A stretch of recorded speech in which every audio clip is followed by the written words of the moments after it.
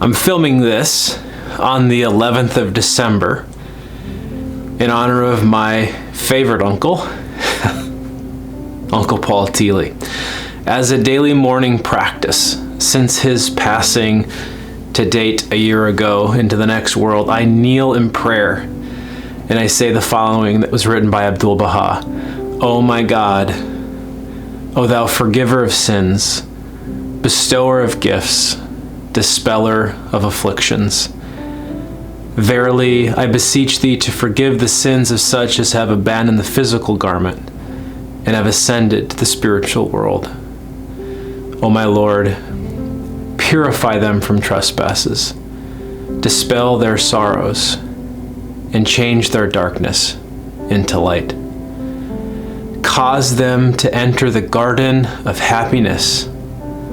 Cleanse them with the most pure waters, and grant them to behold thy splendors on the loftiest mount.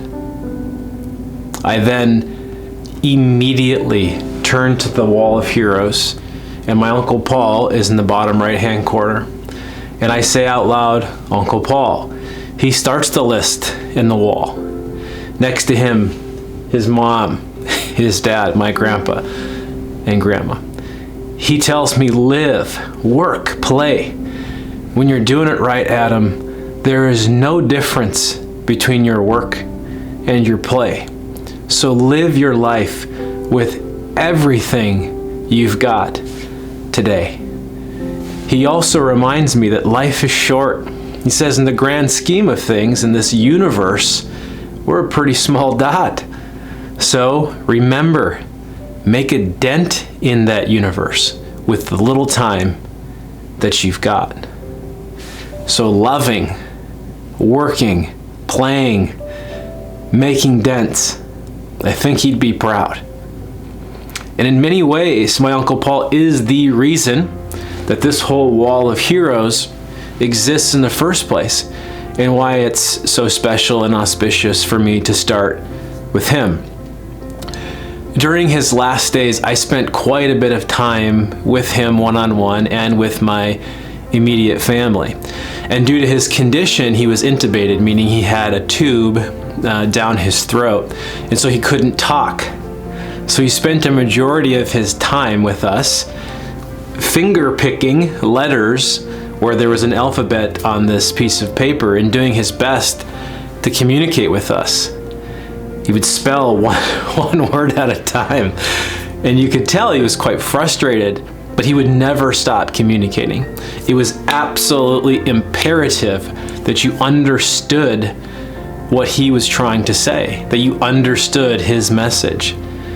So later in the process, the tube was taken out, and I had the opportunity to connect with him, and I'll never forget this.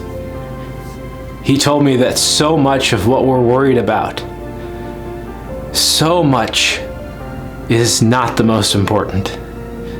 We worry about whether or not the dogs are fed, he said, or if there's enough money in the bank account. Or he would say, did we remember to take the daily medication or the pills that we were supposed to take? But he said, Adam, what I missed was the moment. And this is the most important thing. This, and then this, and then this moment. It's all we've got, Adam. You've got to live it. You've got to live in it. And nearing his last breath, he looked at me, deadpanned, straight into my eyes, and he said, he asked me, you good, little buddy? And I said, you bet.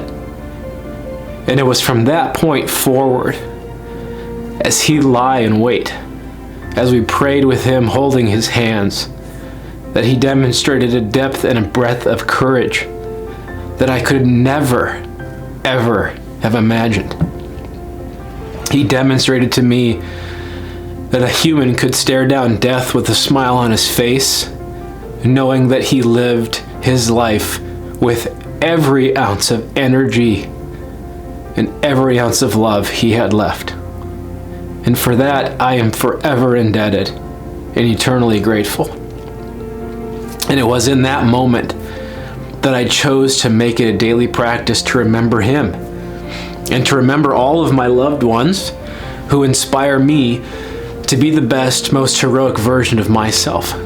So whether it's courage in Uncle Paul's case, or wisdom in the case of Abdu'l-Bahá, a gentle prompting of the Spirit, each of these heroes reminds me that life is precious, that life is magical, that life is not only worth living, but that the best life, the summum bonum of life, the greatest good, is to live life with eudaimonia, the highest good, the ultimate purpose, to high five our inner daimon, our inner soul, each and every day.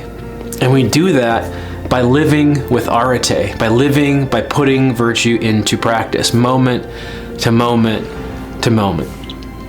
So here's to expressing the best version of yourself, injected with a little extra dose of Uncle Paul's courage today.